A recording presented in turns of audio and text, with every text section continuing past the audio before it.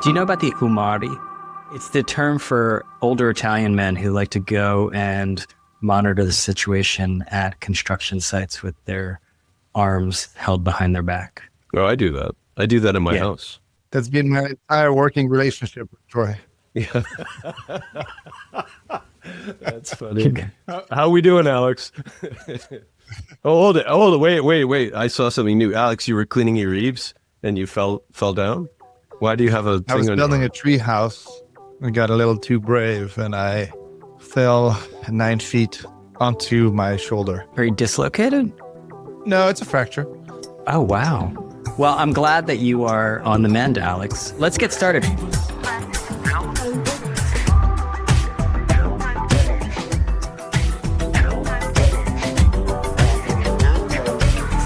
Welcome to People vs. Algorithms, the show about detecting patterns in media technology culture. Chris Cillizza. Number one podcast in the world. Number one in his queue. He said it's his new favorite podcast. Former CNN commentator. He's now feral. He's out on his own. He's one of the independent folks out there. Thank you, Chris. I assume you're listening. But you said you liked it. We'll probably never hear from him. Maybe he just does that to write. No, I think it was a genuine compliment. So I appreciate those. I don't know if you guys did, but I did. We got a big storm coming here. This is very exciting. So those of you who are not in the Facebook, you're going to hear everything about it because New Yorkers love nothing more than when a storm's going to hit New York. I am monitoring the situation like an Umarell, old Italian man, checking out the construction site. This is the first storm I will have experienced since 2018. So I'm excited. Are you excited? I don't know what you do to prepare in New York City. You live in Florida. Aren't storms like a regular affair in Florida? Well, no, this first snowstorm. No, the thing is, snowstorms are fun, right? Like hurricanes are terrifying. Like they rip your roof off. Do you have cross-country skis? I like the shots of people skiing in Manhattan. No, I don't have cross-country skis. I'm not a cross-country ski guy. I was there during the first time it was called Snowmageddon. I walked through the streets and they were empty. It was amazing. When was that? That was like early 2000s, right? There was some like 26-inch snowstorm that I vaguely remember. Yeah, I walked to the state office, Troy, back in the day. Just you and your donkey. Just me and my donkey, yeah. By the way, you keep telling people I'm Cypriot, which I'm not. I just wanted to make a correction. People are getting confused. I'm French. I lived in a lot of places, including Cyprus. Where did you go to high school? You didn't go to high school. It's all about where you went to high school, Alex. You did go to high school. Alex dropped out in 8th grade. That's great. I went to high school in 4 countries. I went to high school in Jordan, in Cyprus, in Austria, and in France, yeah. Were your parents arms dealers? Yes, or drug dealers. Allegedly, it's never been proven. Anyway, I'm excited for the storm. Reminds me of childhood. Going down the toboggan at Militia Hill Park. I don't think toboggans exist anymore. They were extremely dangerous. Like hit a tree with them. So let's get started. We have a lot to discuss, as they say. We had a media heavy episode last week, which I enjoyed. Sorry about that, Alex. So we got to return to AI matters now that OpenAI is bringing ads to ChatGPT. But meanwhile, Claude Code is the new hot viral AI thing that is, again, raising questions about the future of software development. We'll talk about that. I'm monitoring this situation quite a bit. None of us are at Davos, Troy. I think you are usually our plenipotentiary there, but you are not there this year. That's fine. But I want to talk about how much, Trump has really shifted how world leaders communicate. And I want to look at how they are maneuvering in the information space to create leverage. It's just totally different. Mark Carney, which I want to talk about, is was a real throwback there. I really enjoyed his speech and, frankly, agreed with it. He used commas effectively and great economy in words. I thought the speech was... You mean he spoke like, a world leaders used to speak? Yeah, mm-hmm. that is, it was a real refreshing break. Right. Yeah, no joke. I was watching and it was like, why does this feel so strange? What is this? What is this articulation? I don't like that. Yeah. And finally... I had never really thought of myself as from a middle power. Yeah, middle powers are good. I always considered you a middle power, Troy. Yeah. Yourself. I always thought of myself as a bottom. A power bottom. Finally, in a reminder that nothing truly dies, the Goodwill Hunting guys came up with a reminder that really all of these changes just mean you got to just make good shit and you'll find a way in media. And then AB is going to join us to break down prediction markets, which I find a scourge. I'm going to refer to this book I'm reading about the history of capitalism. That's going to last me all year because it's like 1,300 pages. So let's start. We good? Let's start with OpenAI getting into ads. They did the inevitable on Friday when it was very telling that they posted an announcement on Friday afternoon that it would soon to run ads. It was almost like an apology, and it was very defensive. They're going to run them on their free and low price tiers. This is going through the typical Silicon Valley adoption of ads, which is first claim you're never going to run ads. Second, say ads are the worst thing in the world. And then third, meet with your investors or hear from the market that there's no way you're going to avoid ads. And then, roll out ads and almost be like apologetic about it and ideally call them something other than ads. But I want to get into what this means for OpenAI. Obviously, they are racking up lots of losses. They are expected to lose about $14 billion this year. I think that's a lot of money. Meanwhile, Gemini has mostly caught up as far as functionality goes. And Google has a massive ad machine in search that it can use to, I think the common sense wisdom is that it is going to use that to strangle OpenAI. The vibes are against OpenAI. I guess the good news for OpenAI is that it got back some of the defectors that went with Maura Murati, one of its co-founders, to her Thinking Machines project, which has somehow raised $12 billion.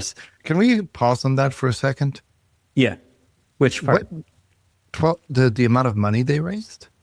Yeah, they raised $12 billion. And I thought you wanted to discuss nerds fucking each other. Yeah, well, I think, yes. I don't know if it was part of their pitch deck, the polycule, but something about Wall Street Journal has a polycule. I don't know. They get another polycule. In California, that's not news, so we don't really talk about it. Okay. But well, the drama is like rife in these organizations. But I want to start with, the adoption of ads because it was really interesting Brian, to me. It's just first principle thinking. Don't worry about it. It's okay. It's first principles thinking. But what was interesting to me is people in Silicon Valley hate ads, even though the only things that they've really created are ad networks and SaaS. We're going to talk about both, right? But it's like, fine. I like that you can. It's kind of like how Alex is like, got a family office and is a socialist. This is the ideal place you want to be. You want to have a massive. This type of character. I won't stand by this.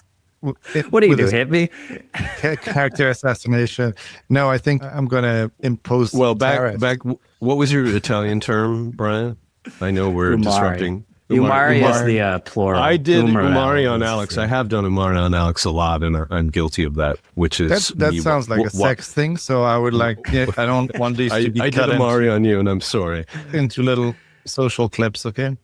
I had to convince Alex for years that ads were, had minor kind of externalities, but were productive things that he should just, embrace. So we do have that as part of our history. You've gone from hating ads, Brian, to loving them. I love ads. Yeah. No, I don't hate ads.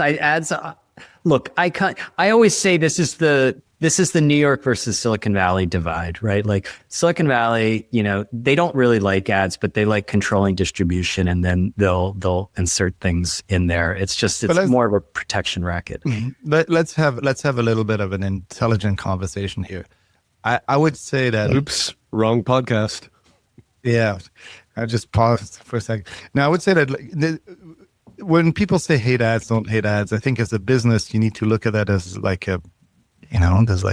There's a revenue stream in front of you, and you should be that allows you to acquire more customers that are never going to pay for your product. But consumers generally, in every single poll, hate ads like more than anything else. Okay, what people say and what people do, you put a free service in front of them supported by ads. 85, 90 to 95% will choose that service. Well, what we've also seen is that the second you have enough money to buy the no ad product, you will do it. And also, we've also seen the internet and search, specifically Google search, kind of become a little bit of a of a lesser product because of ads. Google search today, and that's what put Google on the back foot, ironically, when OpenAI came out. All of a sudden, there was this thing without ads that would deliver an answer, and it became a threat. So, oh my God, I have to pause for a rant. Do we have time for this? It's like the door. You've been watching Cory Doctorow videos on enshittification, and that worm has made its way into your brain. I never watched one of his videos, but I've always Google has a real disaster on its hands with that search engine, and it's terrible. I mean, there's a reason why. Oh my God, companies make trade-offs between. The meme of the moment was that you were typing Reddit into Google, right? Because the Google search results were so bad. And so I think that we have to be a little bit more nuanced when we talk about advertising. It has made a lot of product that people love significantly worse. People generally dislike ads. I and you and Troy, as much as possible, will pay everything you can to avoid any ads. I'm sure. You have YouTube Premium. You know what, Alex? No. It's a big. You don't have YouTube Premium here. No. Okay, well, you're a weirdo. Well, that's complete. How do I discover? There we agree. It's completely insane that you don't. I want to be that. delighted and surprised. That is bananas. Like YouTube Premium is the best product on the internet. Weren't you guys behind trying to get around pre-roll ads by making a new ad format, and then it was just nah, just run commercials. The pop-up sausage in the video player. Yeah, Alex made that. Yeah, not everybody makes a product. Don't overthink it. Just put a commercial in front of it. But Alex, I want to get your take as a noted anti-ad guy, because it is a Silicon Valley sort of mindset. And what was interesting to me, and that was why they dropped it on a Friday, you try to bury things, and it was almost apologetic. They're no, we're not going to ruin it. They're not going to ruin it. In Davos, competitors took shots at OpenAI that this is a sign of weakness. Now, 2 years ago, Sam Altman called ads the last resort. I mean, come on, don't do that. That's just dumb. Every single person adopts ads in Silicon Valley. Okay. Jeff Bezos called it the tax you pay for having an unremarkable product. Massive ad business now. Well, anyway, I think in the long list of bullshit that Sam Altman has said that turned out to be completely untrue or just something he just picked out of the air, this is one of them. That is top 20. Yeah, not even. Yeah, no, truly, I think, and I also think some of it is calculating. Where Sam Altman will say whatever. Yeah, I think he understands that it doesn't matter. 2 weeks later, things don't matter. So you say whatever you need in the moment.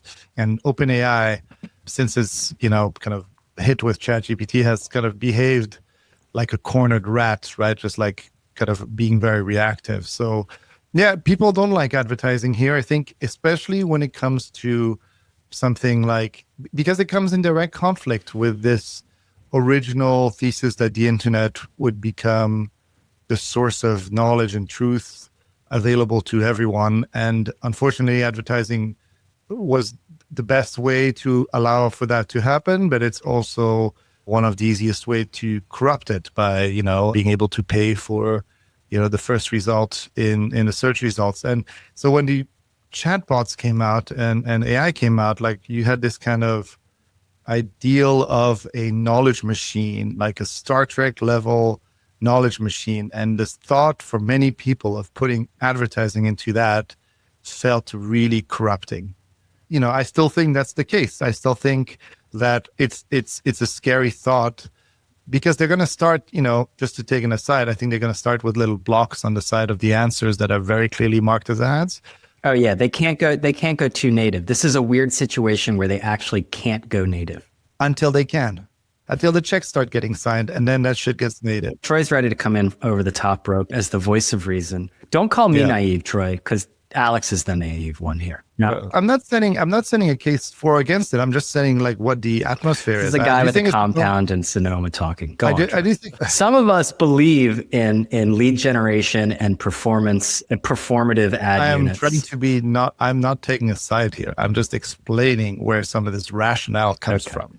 All right. Yeah. You guys are in media, you trust in news. And all of a sudden, if you could buy the headline of the New York Times, you might say, well, actually, that's a problem for me. But imagine that Imagine. I don't go for the inshitification line. Okay, I think I never use that term either.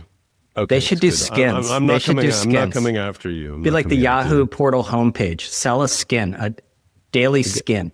You know, I think that in a system, someone like Google, for example, makes decisions about trade-offs between free and paid, consumer engagement and monetization, you know, kind of sustainability of the business, market share, all those. Let those people make those decisions.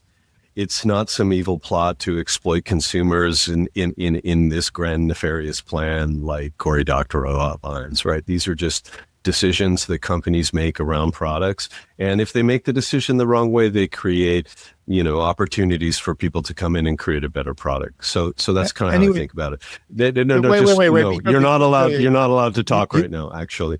No, because I'm gonna Troy, you gotta stop listening to Trump and think he's your daddy. Like you can just hang on. Just before you can, I will let you get your point across. I'm just gonna say this. I don't know Doctorow's thesis. All I'm saying that there is a concern, even though advertising, as I said, is the best way to fund and distribute and make available free tools on the internet for people, that it has a corrupting impact that could be amplified because of just the way these chatbots are structured and the way information gets relayed. I still think that's the truth. Yeah. And we've seen it happen on other platforms. Alex, we've done this together. In every new product surface, there's new challenges for advertising. Advertising on a timeline in video requires and sustains a level of detachment between ad and content that we are well accustomed to. And by the way, there's a smaller marketplace of ad buyers in those markets. So you tend to get, you know, toilet paper ads on a football game. So the contextual alignment is weak, typically. I think what's interesting is every new surface, every new environment requires new thinking around how to make advertising feel right in that environment. In this case, there's a deep intimacy that supersedes the intimacy that we struggled with in creating ads for social, right? Because that was new and that pulled content creation away from professional creators and this kind of detachment layer, and said, suddenly I'm advertising in a place where people are communicating. So it created new challenges for advertising. I think, broadly speaking, if you look at OpenAI's challenge here, you have sort of advertising as marketplace, which is Google, right? Which requires the harvesting of intent around intimate alignment, which requires a huge marketplace of buyers. And then you have advertising against a profile, a la Meta, which is like, we know a lot about who you are and what kind of vibes, you know, you're giving off. And we can harvest that deep knowledge of who you are and do very, you know, effective, you know, types of targeting in that environment. So an ad in OpenAI, you know, or in ChatGPT ends up feeling kind of slightly more ambient. And I think that this is the discussion. It's sort of like, is it going to be a marketplace performance solution where basically the ads are SKUs either for products or services, or sure, is it going to try to be, you know, a slightly different algorithmically driven thing like Instagram is, which has proven very effective? I think that in this case, that the idea that they're going to sort of harvest my personal information and put ads in there that are not aligned with what I'm doing in that moment is not practical. It's not a feed. It's a question and answer. So I think what's going to happen is it has to be basically SKU-based performance advertising that turns it into a marketplace that requires lots of participants. And if it does that, I think it creates value for the user. I think there's lots of examples that we all know personally where an ad is not entirely, like, can be extremely useful, particularly when it's a product or service that you're interested in. Yeah. The two home runs are Google search and Meta, like in Instagram, really. Like those are the two home runs. And they're going to start, I think, because they're selling this not on performance, but all roads lead to performance.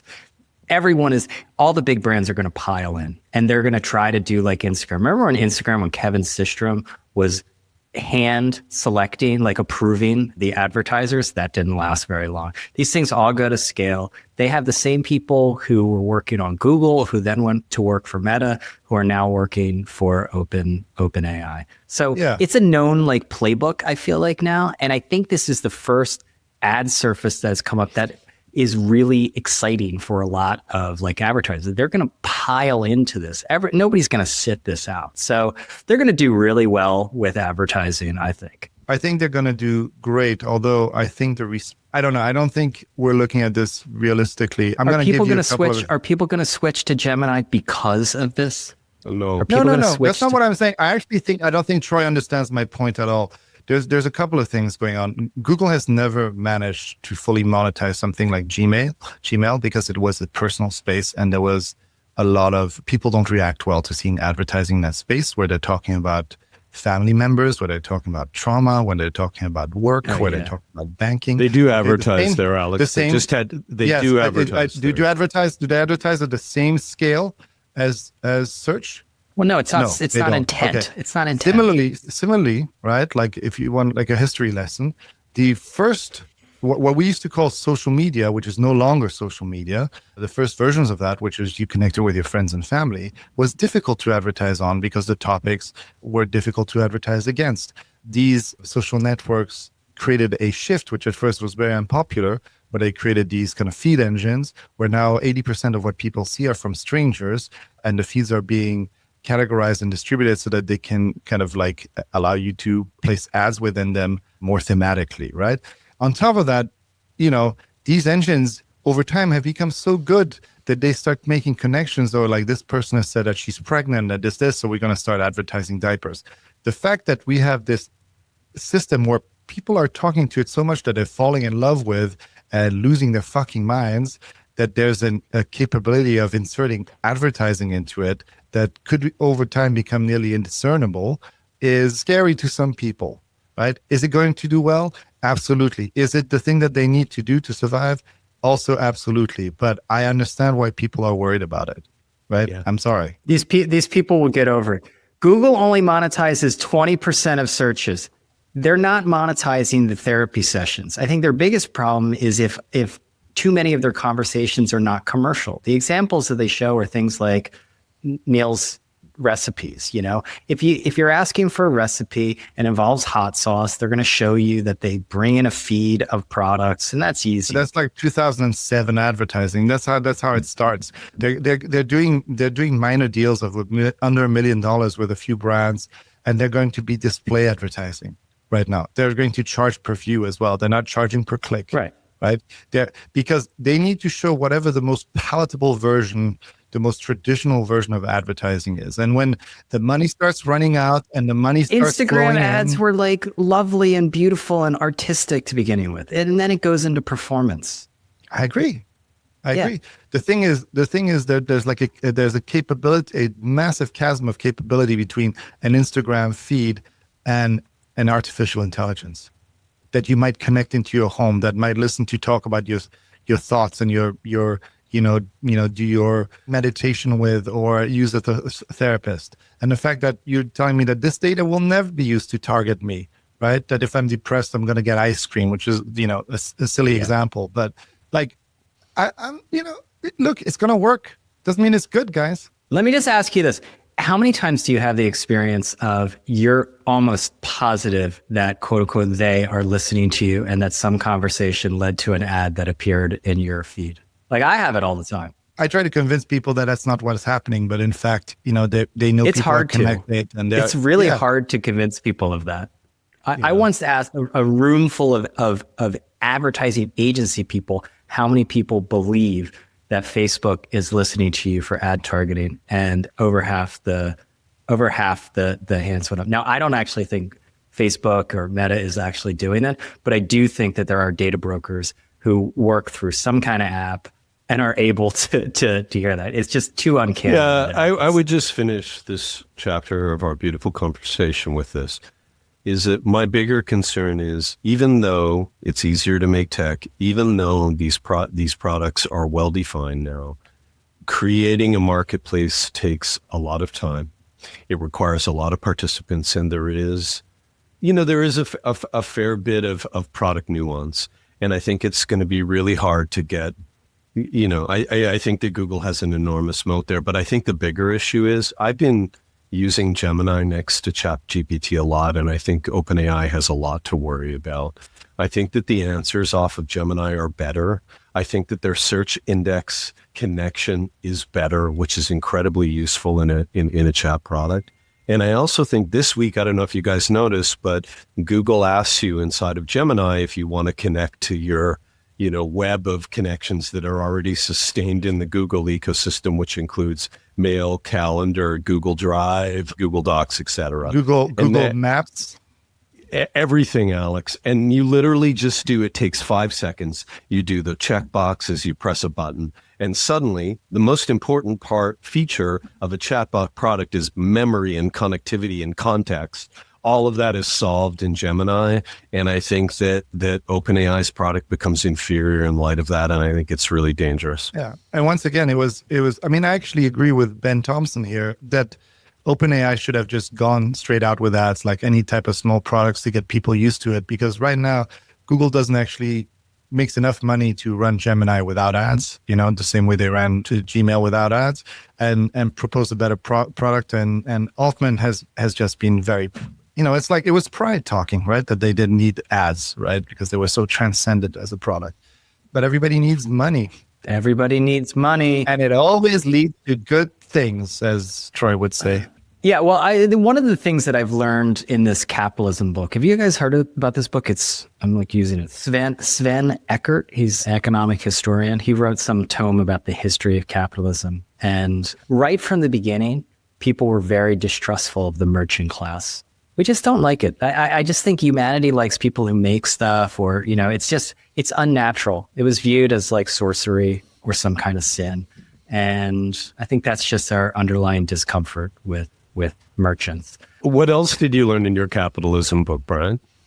Oh, well, one other thing is so capitalism sprung up basically around you can sort of finesse it, but this guy really started to take hold around 1100s, and always around port places. That's where the merchants like to gather, and merchants are at the heart of capitalism. You know what sprung up almost immediately after capitalism took hold? Prostitution. Trade shows, events. They started having trade fairs in order to bring together a buy and a sell side. That's why I believe in B2B in this house. It's just, it's entwined until we get rid of capitalism. And honestly, the only thing that is going to replace capitalism. You should put one of those handmade signs above your door that says, oh, yeah. Trade shows live here or something like that. Yeah. B2B in this house, we here. believe in high margin. B2B is the highest rung of self-actualization. Well, no, of capitalism. I think B2B is the most closest to God, I think. Yeah. Well, that's why I'm worried about SaaS. Because Claude Code is. I wake up worried about SaaS every day too. It's very worrying. Claude Code is the new hot thing, and this is a hot thing that seems. That was the most elegant transition you've ever executed. I tried until Troy came and stepped on it. Claude Code is at risk of breaking out of the nerdery. There are a lot of people who are vibe coding their own apps. I have yet to vibe code something. I got to note that we should all vibe code and have a little vibe coding contest here. Well, I did one yesterday to get ready for this podcast, and I have some reporting. Okay, so I want to break down Claude Code, because I don't want to tie it into SaaS, because the predictions are coming fast and furious again. Anthropic CEO Dario Amodei, is now back to predicting that software will be fully automated in a year, 18 months or so. That company also concerned for OpenAI, because they're monetizing it differently. Guess why?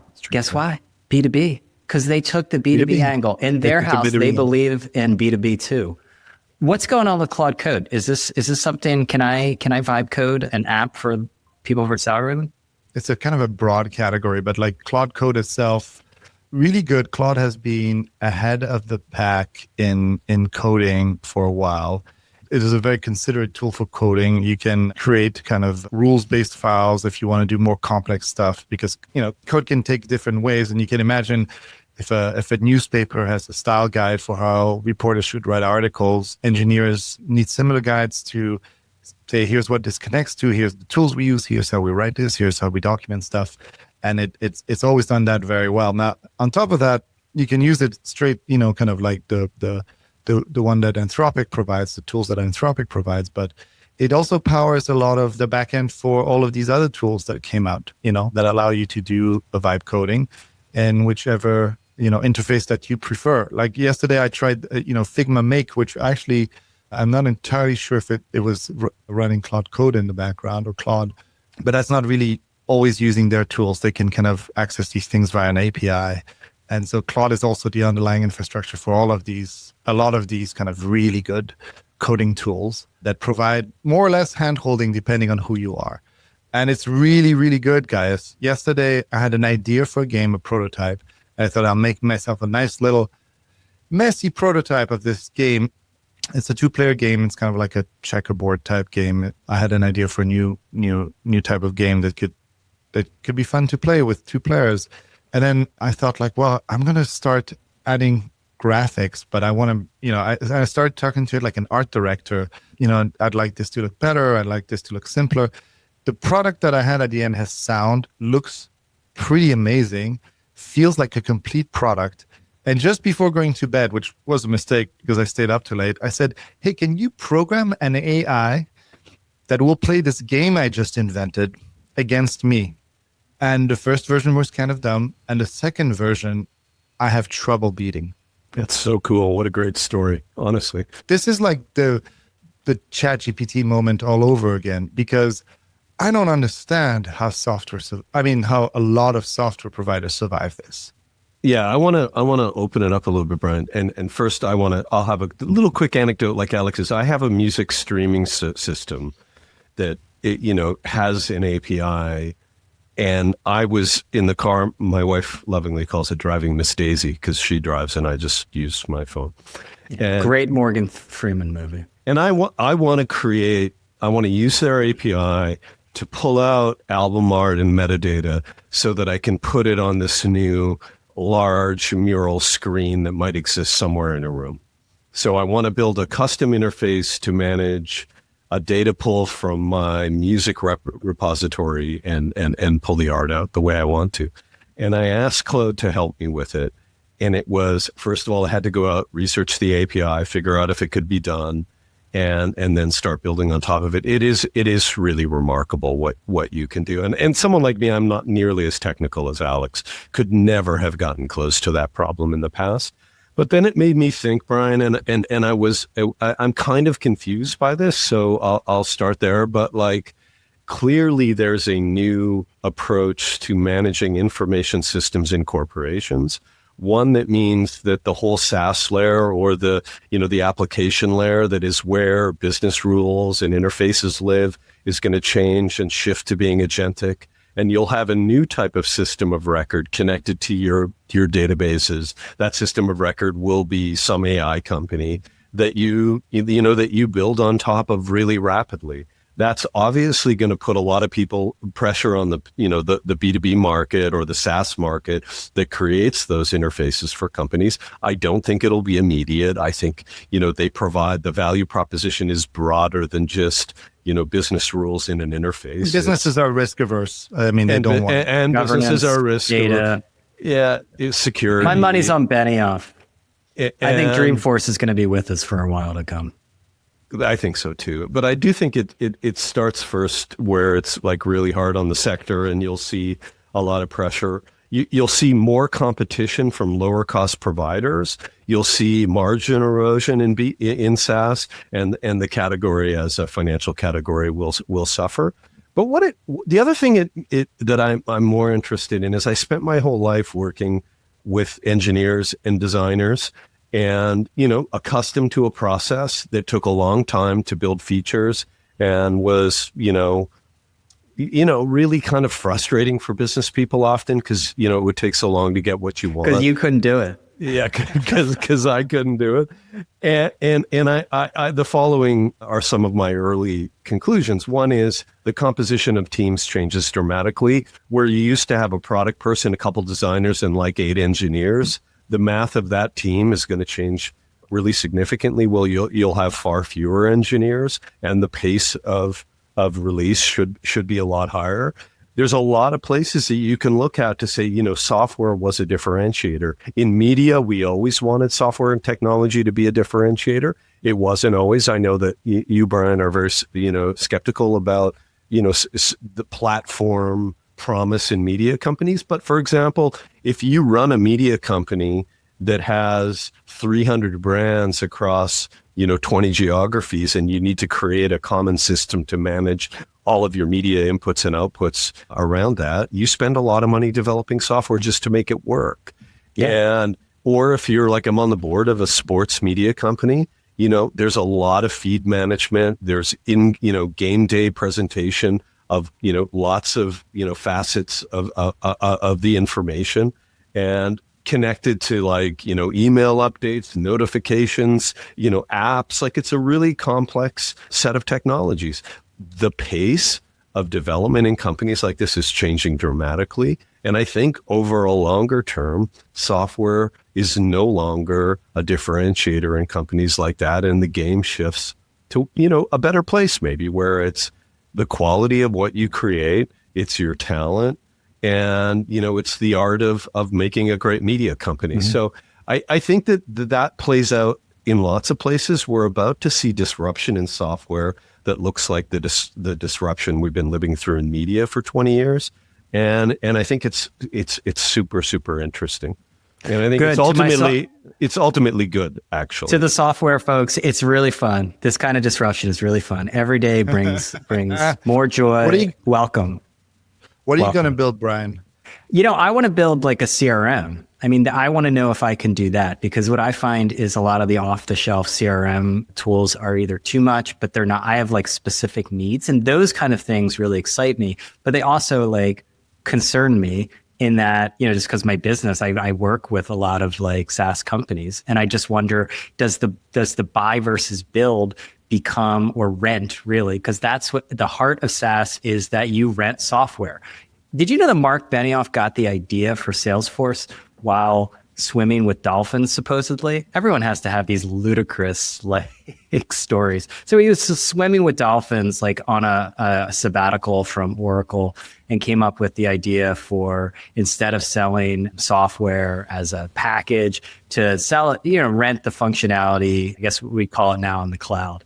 I love the guy. This is a massive field. That SaaS is the second best business model, probably after search.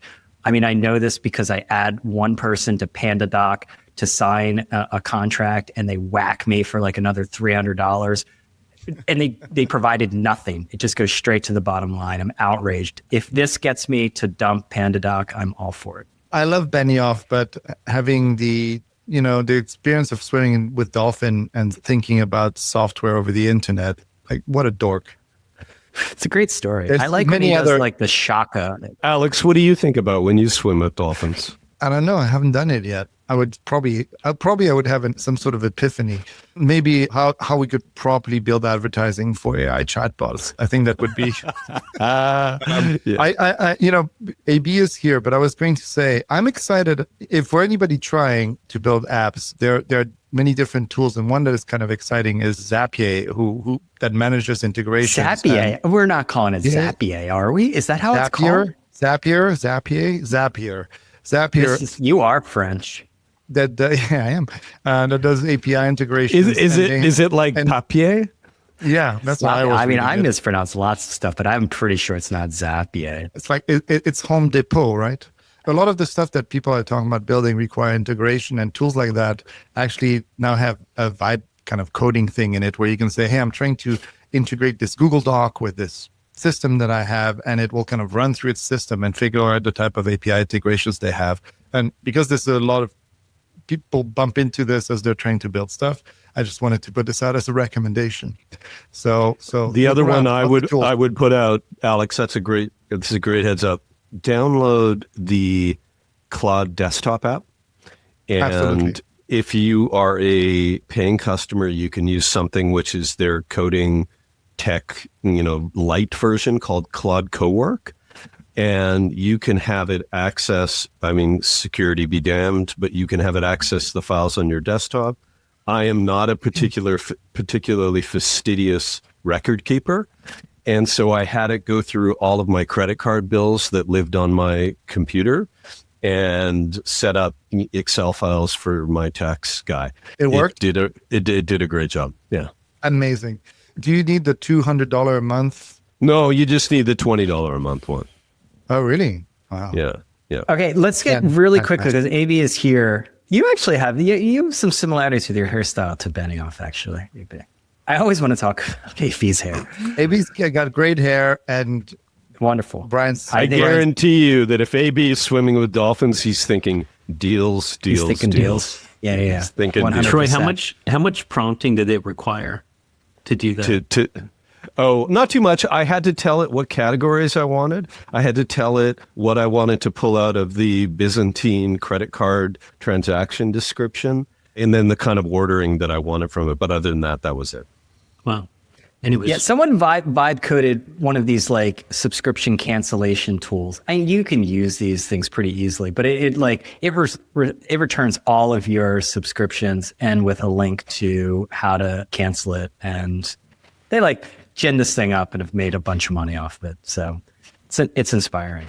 AB, prediction markets. I'm on record finding them loathsome. Just societally, it just seems like a bad turn. Right with you. But I am interested because a lot of media companies are striking deals with these companies, and there is clearly something there. They're being cited nonstop, and you've been monitoring the situation with prediction markets. Yeah. And I sold a company. So when sports betting went through this evolution where they came out, the state regulators sort of, because it takes the states a lot longer to regulate, even when a company's breaking the rules. So the companies like jumped into the market, they had to pull back and then work through the different states to get legalized. And so I sold the company into that hype cycle once it was legalized. And I think what you're seeing right now is this hype cycle around the consumer product of the prediction markets. But when you look at I'm on one of the prediction markets right now, you look at the volume of some of the top predictions, it's not that big, right? And so I think what you're seeing in these companies is that this is what happened in sports betting, is that the way they pitch it to the investors and accumulate all this capital, they say, look, here's where the market's going to be. Help us make sure that we get as much market share as possible. And as it evolves, we're going to be able to take more money from these people, and will be this whole ecosystem. I think what's different about prediction markets versus sports betting is that it's more on the commercial side, the less sexy side, where hedge funds and investment banks and other people are using it to hedge out future risk around certain events. And that's where a lot of the value will actually be created. It will be much lower margin, but a lot of these contracts were already created on like a more bespoke custom basis of not around events, but potential pricing changes and things like that. And so, Brian, I think why you're seeing publishers do these deals is just to get more revenue. I think it's just another data point for someone reading an article to say, oh, wow, like this is what consumers are saying.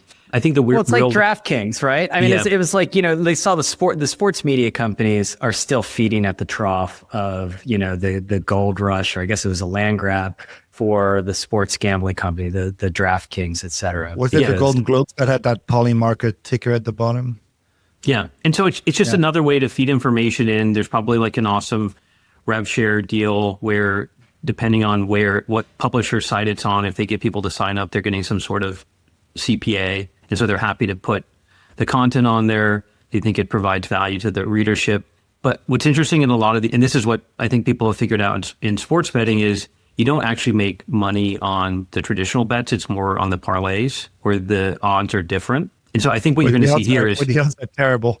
Yes, exactly. And that's where in a typical Las Vegas sports book that has existed for 100 plus, 80 years, like the margin on that is like 10%, because you're setting a line and then you're taking bets on both sides. Similarly, in these prediction markets, I don't think the actual margin on the current consumer ecosystem is that high, they're able to point investors to the future size of the market and get capital based on capturing more of that market share and hopefully growing into it. But my thinking is that the commercial side of this and effectively making a more liquid market for institutional investors actually is where all the value is going to be created. I mean, aren't they terrified of the risk of regulation? This feels like smoking indoors. This feels like, man, at some point somebody's going to come in and stop this. Yeah, I don't know. Smoking indoors had a nice run. Yeah, I mean, the interesting thing with regulation in financial markets, it's really driven by the administration and who they put into these different seats. Because regulation is, if it's gray, it typically tends to be proactive at the federal level. So I think there's enough alignment where with Trump and crypto and things like that, where I think the belief is they'll sort of work through the potential issues. But there's a lot of things happening in the crypto markets that I think most people thought wouldn't happen, but the administration and who's leading it, both internally and then some of these like people that have 1 foot in, 1 foot out, want to move to more decentralized markets, more liquid markets, more transparent markets. Even to your guys' point on insider trading, like I get it, but unless the administration changes, like they have an ability to kind of continue to lean in here and grow without significant. Basically, these markets will work with regulators to figure it out. Yeah. So my take is, again, going to be maybe on the right side of this podcast. Let the people speculate. Who gives a fuck? Seriously. I don't understand why everybody, like, just let them, cave people would have said, what's the probability of getting that mammoth? And they could have exchanged, pieces of pottery. Well, who cares? Because it's deregulated gambling, Troy, and that doesn't end. Consumer protection, Troy. No. Well, let me finish my point, and I think you're that in the merchant class for sure. In the modern information marketplace, you cannot control information flows, and so the thing I find interesting in these markets, and the guy that wrote Siren's Call, what's his name, Brian? Chris Hayes. Chris Hayes went off on the fact that what he was saying on like Kimmel or something, there was an instant, polymarket bet set up on it, and it was pre-recorded, meaning that the opportunities for like insider information are rampant all over the place because a lot of people saw that, a lot of the producers, all the people in the audience, yet it went out as a bet for a live program, right? So he was kind of flummoxed by this whole thing. Now, you want insider trading and you want to price it in, and keeping insider information. Wait. You want insider trading? Absolutely. Explain this, Peter Thiel. Go on. Well, keeping out insider information keeps the price wrong for longer. Just, the people in the market can bet that guy has inside information or not, right? So this is part of the no conflict, no interest term. Exactly. And you demand a higher price if you take the other side where you think someone else has insider information. The market price is right. And also that keeps taking away options from young people and extracting value out of them by telling them the only way you can get money is by placing bets that you're more likely. That's a great millennial take on, like Big Brother take on the generation that comes after them. It's fine. Protect the young people from what they look. If you get your way, there's not going to be an election, so this stuff's going to stick around. Don't worry. Like cocaine has never been more popular with boomers. I think it's Europeans. Europeans seem more into cocaine. They love cocaine. Yeah, that's where all the Venezuelan stuff is going. You demand a higher price if you take the other side where you think someone has information. All of the bets are recorded on the blockchain so you can build analytical tools to see who's doing what. I mean, it's just a reflection of the chaos of the marketplace whereby some people have more information than others. It's not all regulated. It's impractical to regulate it. And I think it's a reflection of how we trade information in the modern world. It's easy to regulate transactions. It's really easy. We do it on the stock market. We do it with gambling. We do it also. I would argue that the stock market is ripe. Everywhere. Is ripe with insider trading. Yeah, asymmetric. Okay. It's ripe with asymmetric information. Yep. Yes. So this is another one where we sell democratization of things, power to the people, but it's just a more way to extract money from the people. That's how I see it. Who's extracting the money? Who's extracting the money? Hard stop.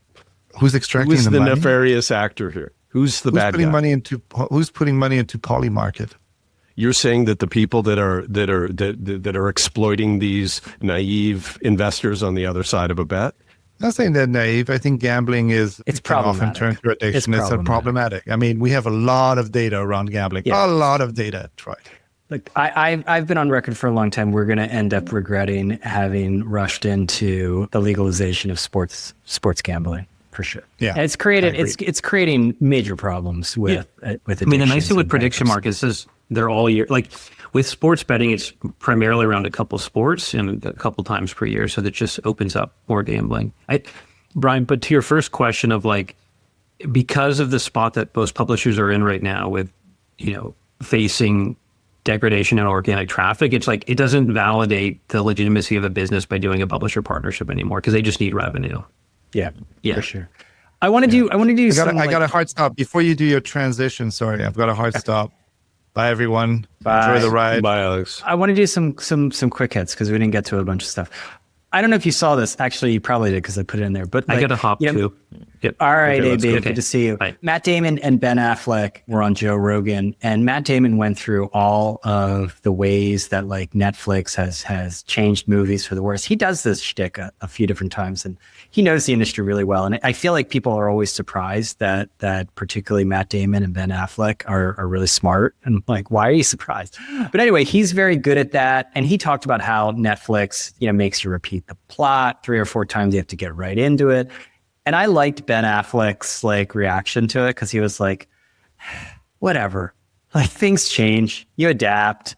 And like, ultimately, if you make good shit, it's going to break through. And that to me was a good reminder. These things never die. They just adapt. Like you can still make a good business out of making magazines. You're still going to be able to make a good business out of doing newsletters. You're still going to make a good business out of podcasts, even if there are a million of them and AI can summarize things. So I thought that was a good reminder. Any thoughts, Troy?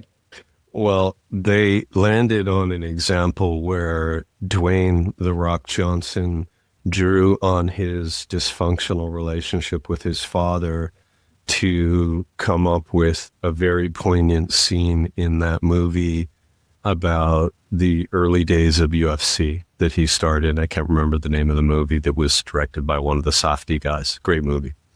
I watched it on the plane the other day. And it was a remarkable performance by, a person that we maybe dismiss as just a muscle man. It was really terrific. And his point was, Matt Damon's point was like, this guy's like harvesting deep reserves of kind of emotional experience to come up with something that is like incredibly nuanced and massively human. And I totally agree. I mean, like, we'll make shit. Like, what AIs don't have original ideas. They can't draw on emotional experiences, right? This is where we thrive as humans. And so I think there's nothing to worry about. I do think that the blanket, and this is where I think it's interesting, the blanket dismissal of AI content as slop is stupid, because I actually think what you're starting to see, and it's happening in interesting ways, love to get your take, is the use of that technology to tell a certain type of story by an individual in a certain format. And quite frankly, I find some of them entertaining and humorous. So you take the script from Donald Trump's rambling speech in Davos and you make it come from a bunch of baby politicians, and you create a funny thing around it. And it's like funny, social, viral content. Yeah. And you like see a help lot yourself. of that. It's fine. It's like modern wealth yourself. Or you see, militarized polar bears in Greenland That's fine. standing up against the, American oppressor. And, it's empty calories. It's great. it's just another social format. Yeah. And people can make them on their own, and they're better than it's the next meme is all. That's right. it. And that stuff, it's like puns. Puns are like the lowest form of humor. I mean, I haven't seen yet AI content that rises above the level of middling to, just empty calories type content. Maybe I assume it will continue to progress. I think it's very striking to me how far AI has come with something like writing code versus when I use it and see it's right, I can't stand its writing. Like I have deep antipathy for how ChatGPT writes. I frequently yell at it. But, maybe and I honestly think it's getting worse. I don't know if you've noticed this. I think the writing that comes out of interestingly, you do use it though, Brian, for your mindless, B2B, decks that circulate after the Zoom call that you put together. I mean, I use it as a tool. I think that it is not a good creation tool. It's still mostly like a research tool. And it's interesting that you can tell AI written content, and I don't think it's normalized yet. Because I'm not sure you can always tell. I'm pretty sure that Brian Sugar, who writes a thoughtful newsletter, is secretly using AI to put that together. I don't know for sure, but having known Brian, I suspect that's the case. He's a hacker. He's a hacker. And I can tell by the sort of cadence of the sentences that there's some fucking serious ChatGPT in there. Well, some people accuse Mark Carney of using ChatGPT for his extremely well-received speech. You don't see a lot at Davos. You don't see a lot of speeches. And Mark Carney, those who don't know, that'd be really insulting. He's the prime minister of Canada. I mean, write me a speech in the, flavor of, you name the historic politician, Churchill, that talks about power dynamics in international relations. Make sure that the sentence construction is concise, blah, blah, blah. It can do that, man. It can do that. Okay, I don't think he actually used it, but the speech itself, I was very taken with polar opposite, communication styles. Carney is like a central banker. I mean, he ran the Bank of England, even though he's Canadian, which I guess is like a bonus you guys have as part of the Commonwealth. I don't know. But he is not like a typical politician. And, he mourned the death of the he didn't really mourn it, of the liberal order with everything that Trump is enacting right now. And then Trump blows in. He does the Trump Act, which also has leverage. Gavin Newsom showed up in Davos and was basically a comment troll the entire time. Al Gore was heckling Howard Lutnick at some Davos dinner. We're in a totally different information environment. Al Gore, now. Lutnick got off the stage and Al Gore walked up to him and went, boo. What's going on? And Newsom told European leaders to take off the knee pads. What is going on in our world? I think there's two lanes you can go. And I think that Gavin has decided that he's going to basically do performance art to try to show how ridiculous the Trump Act is. And he's gone full troll. And this is we'll see who gets through. I mean, I think that there is a case that you go down the Carney route, which is he does. He's a creature of Davos, really. And, that you go back to articulation, making logical points. Personally, when I heard the Carney speech, I was like, man, can we trade for this guy? I wouldn't mind. He must have made you proud to be a Canadian. I liked it. Yeah, no, I liked it for sure. I'm finding that a lot of people in my circles are evaluating their future in America.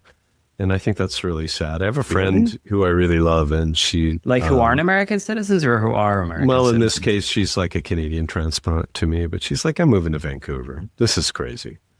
I don't want to do this anymore. And I don't like that. It upsets me. Well, it's a big risk. It's a big risk if America does lose the ability to attract ambitious people, because the brand is a little different. I got a friend who's a diplomat in Denmark. I was like, good luck, man. He must be taking a lot of incoming. Hope he gets hazard pay for that. I'm very intrigued by, speaking of nothing ever dying, have you seen that X is running a $1 million contest for its most viewed long form article? It has this new feature where you can post articles to X. And, X is I can't quit it. I think it's fascinating. I'm not giving up on it. The likely winner of this is a self-help piece that is not going to win any awards, but it was a nice, refreshing change to the regular fare on X. It has 170 million views. And I think this is part of the reality that there's room for everything. And that, like, you know, X, I'm sure they see that they need to be more than just empty calories. You know, they have a lot of powerful, important people there, but also just a lot of people who are experts, particularly around technology. Now, there's a lot of like growth hackers and grifters on there, of course, but I don't know. I think this is an interesting development because everything can't become short form video. And there's a lane. People will gravitate. Maybe it's not to my 1,400 word economic history of capitalism book, but at least to, you know, 1,000 words on self-help. Right. Well, I'm looking forward to reading that piece because it's all about agency. And I hear that a lot from my kids now because they're struggling. They're at a time of life where they're trying to find their place in the world. And, you know, when the traditional paths of, you know, land a corporate job and become, you know, climb the ladder and all that don't feel as welcoming anymore. And so the notion that they need to somehow develop a strategy for their own personal agency is what that article's about. And I think that's cool. I think that there's too much recirculation in X, meaning the pool isn't growing. It's still a really active place, but I think that they're being eaten away at in different parts of the spectrum. So like liberal social communication, you know, that goes a little bit deeper, that's maybe not that important. A lot of that has moved, you know, to threads. I think that Substack has taken, you know, the more thoughtful, longer part of what was previously the Twitter activity. And I think X is still really important. And I actually find it useful. I know that you think you're overwhelmed by its toxicity, but I find it to be a good place for information, particularly around like reactions, AI, technology, the other side of the story. Like I do find it useful, but I think he has a TAM problem where it's used by too few people and there's not enough new blood coming into the. And the reason those too few people love it are the reason that that's what constricts the TAM. And this is, you know, typical issue. But no, I still find a lot of value in X. I want to get your take on something that I ran across, which is that there's this little kerfuffle.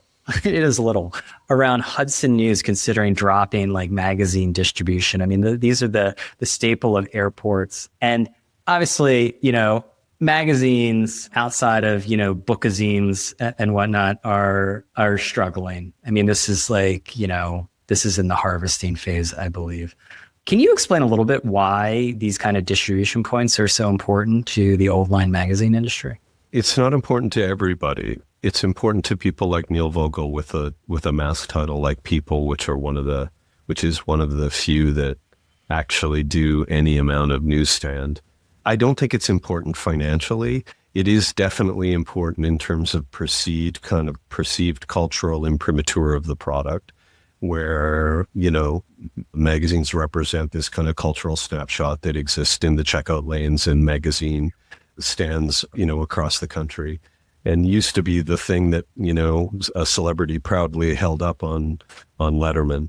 All of that has kind of gone away, and after, you know, you pay for distributions and returns and the margin that someone has to make that's retailing it, it's not something that you make a lot of money off of. So I don't think that it's going to be painful in that regard. I do think that it's obviously, you know, a shot to their cultural relevance for sure. Yeah.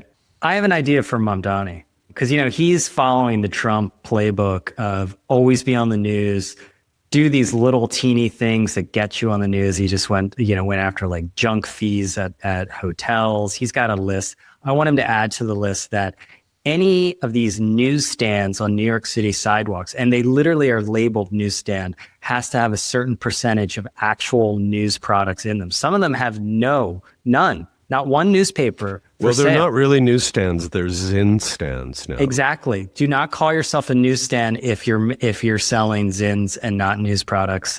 Mamdani, go after that before you seize the means of production, please. Before you're completely overwhelmed by your own naivety. No, he's going to he's going to be so popular in a year. He's going to do tons of popular little stuff. This is why, like, populism, it exists on the right, it exists on the left, and, you know, before it's going to be a bigger disaster. Stuff, if it's possible, You than his go to the predecessor. popular stuff, and he's going to do the popular stuff. He hires the wrong people. He has the wrong priorities. He's doomed.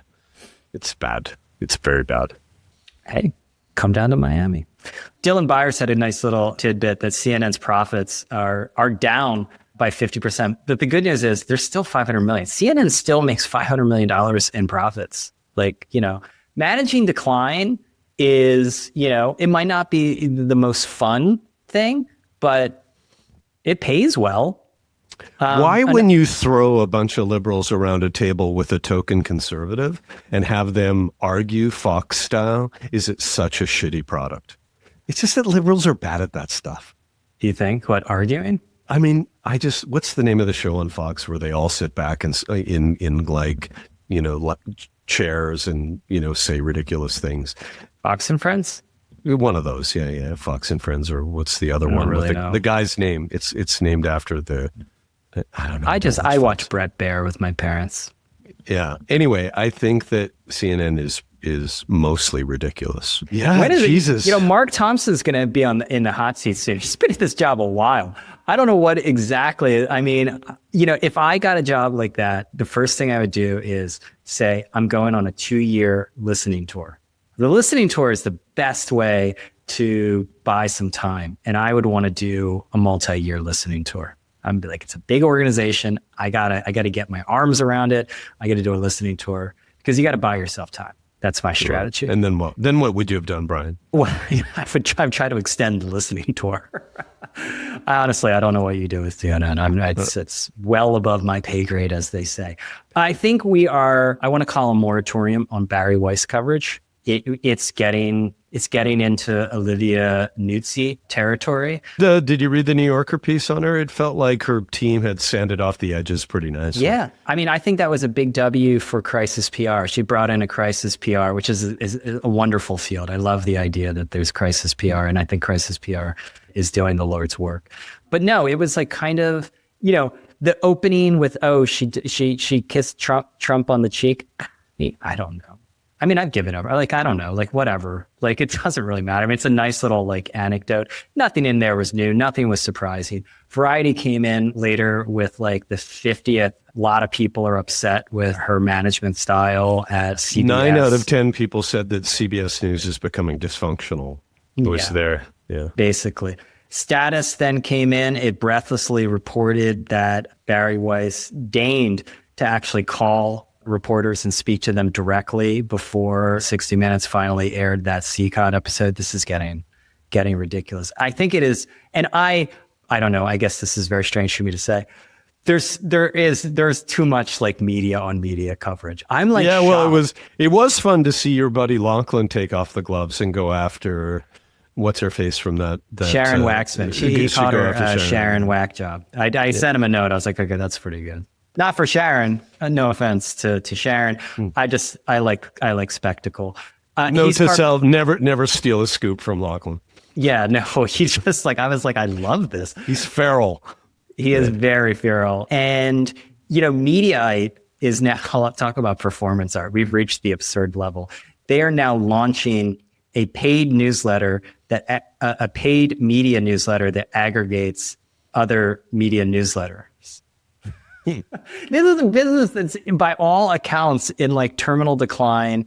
It just shows that journalists love other talking about journalism, and media will always be obsessed with media. Well, maybe they can write about the silver-tongued Justin Smith rationalizing the semaphore valuation. By the way, so smart. And really, I thought. By the way, I'm glad I got in early on that. I this is another high agency, which I don't always have. I'm just gonna be totally. I'm very scared about this high agency era. I really have to retool. But I got in early on the parade of podcasts that Justin and sometimes Justin and Ben did in the aftermath of this fundraise, which has ignited a lot of. I've gotten some pretty I got some pushback that I was not tough enough on them. There's a lot of people. I thought he did a great job skeptical. of justifying the multiple up against, Axios and Politico based on, forward revenues and stuff like that. I thought that, he knew how to not step in the shit. And Ben was a little bit irritated that Justin was doing all the talking. So Ben was like, wait, I'm here too. Well, Ben is also irritated, I'm guessing. I'm going to speak for Ben. And I think this is what Justin was trying to do, because like the problem is like you go out and you PR it, in which he had for a little while, that, hey, events are central. This is an events company. He's literally said that. And then it's like, no, we're not an events company. Events are just where we start. And I get it. And look at the people that he's got lined up for that Washington event. It's insane. They have done a great job of that. Hats off to them. My other favorite part of that podcast is when Dylan resorts to the line that you're probably, have used in the past, which is like, Sure. I'm just a literature major. I don't know. But this seems like to do that. Yeah. I was a history major. I know how to read. I don't know. I can read a balance sheet. I'm fine with it. Yeah. Anyway, good for them. Look, events they give you a shot. To me, they're a business model hack. I mean, we talked about this. We've talked about hacks. Hacks give you a shot. Usually people have distribution hacks. This is a monetization hack. And after the hack, some people are able to turn it into, they're able to use that advantage and like become like fully fledged media companies.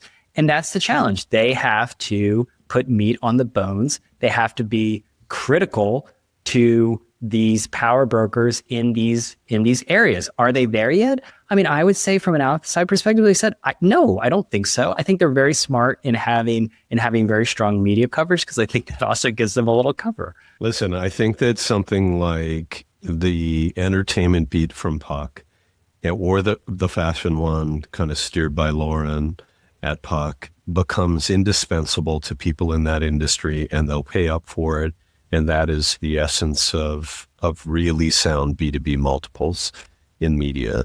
I think that Semaphore's got a nice brand. They have a real news beat, real reporters. They'll expand that coverage. I suspect that they'll try to go deep in some verticals and find subscription, and it'll be as hard as subscription always is. In the meantime, they'll try to establish must-attend events that are highly profitable and kind of shift the Davos vortex to Washington. And I think it can be a really nice business. The long-term lesson in the thing is you take tons of capital. I don't know, but that capital probably has pretty extreme terms on it or preference. And your valuation gets big. The business struggles to keep up with it. And you exit, but the employees and the principals don't make any money. And, I think that's the risk. Yeah, that's a big risk. Good luck to them. I'm rooting for every sort of success case in media. I'm going to try to be even-handed about it. One last thing. Pitchfork is pivoting to subs. Pitchfork was one of those, there's a lot of times when the business model just mismatches with the brand. Like Pitchfork didn't really make sense within like Conde to me. Like, I mean, Conde is like an ad machine at the end of the day. And, Pitchfork has a lot of loyal, I'm not a Pitchfork guy because, I don't have like great taste in music, but like, if it is so essential, they gave your Gwen Stefani album, like Stefani, okay, 4 out of 10. My favorite with Pitchfork is their one of their inaugural reviews that gave it an album a 0 and only had a gif of a chimpanzee peeing in its own mouth. That was the review. There is a market for that. The TAM I don't think is massive, so you're gonna have to have a direct revenue strategy. I think that Conde didn't look at it like, oh my God, there's a lot of advertising that sits naturally around this, because clearly there's not. But it is, the title in music criticism, and it is a premium title, and that seemed to fit well with, a stable of market leading kind of titles that Conde's always been known for. So they bought it, but it was a shitty business. The question is, do people want to pay to be able to add their voice to a review or comment on an album review? That's their subscription feature. That's tough. I mean, can't you do that everywhere on the internet?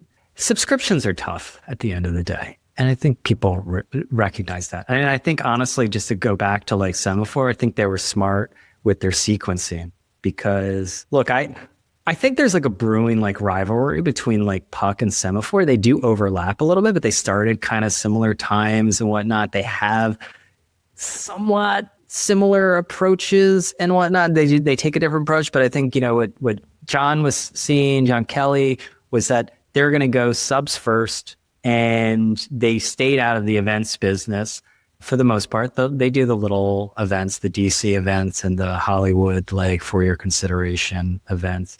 And they are doing like a ticketed event too. But I think that is an interesting little rivalry, because they took different approaches, and both are going to have to add. Well, for me as a what the other has. reader, one of the biggest differences is tonal, because Puck is so rooted in the voice of their partners.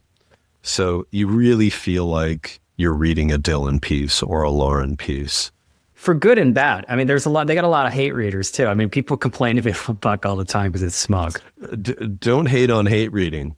I mean, I find I listen to Pivot pretty regularly, and I listen to that thing. I hate that podcast. I hate it, but I listen to it. Yeah, I mean, I'm glad that he talked about his plastic surgery. It's time just to be open about that. Do you have a good product? I don't actually, lest I, say, AI social, a news commentary slop, like turning the world leaders into babies that are, slightly amusing. My kind of viral content censors are very, let's call them boomer. They're not very nice. And because my son shows me stuff that he looks at that's like edgy shit from X, that's like he thinks is really funny, and it's always super dirty and weird. And I'm like, that stuff isn't in my feed. And I like it. It's funny. Way to go. Keep sharing. But I'll send him something like, the armed bears from Greenland, and he'll be like, fuck off. What are you doing? My sensors aren't very good. What else delighted you this week? Yeah, I'm not very happy right now. I don't know what delighted. I'm going to Jamaica to play tennis. That feels delightful. Oh, yeah. Well, I hope you get out with the storm. No, I've just been back in New York City and enjoying the wonders of this city in the winter. It's a little bit of a change of pace, and I'm excited for the storm. That's my good product. A winter storm is a good product to you. I do not like the melting. I don't like the slush puddles and whatnot. But like when it snows in New York City, it's kind of fun. So I'm looking forward to it. I haven't experienced it in a while. Let's use that this week. Okay. That's it for this episode of People vs. Algorithms, where each week we uncover patterns shaping media, culture, and technology. Big thanks, as always, to our producer, Vanya Arsenov. She always makes us a little clearer and more understandable, and we appreciate her very, very much. If you're enjoying these conversations, we'd love for you to leave us a review. It helps us get the word out and keeps our community growing. Remember, you can find People vs. Algorithms on Apple Podcasts, on Spotify, and now on YouTube. Thanks for listening, and we'll see you again next week. All right. Let's leave it there. Thank you. Ciao. Bye.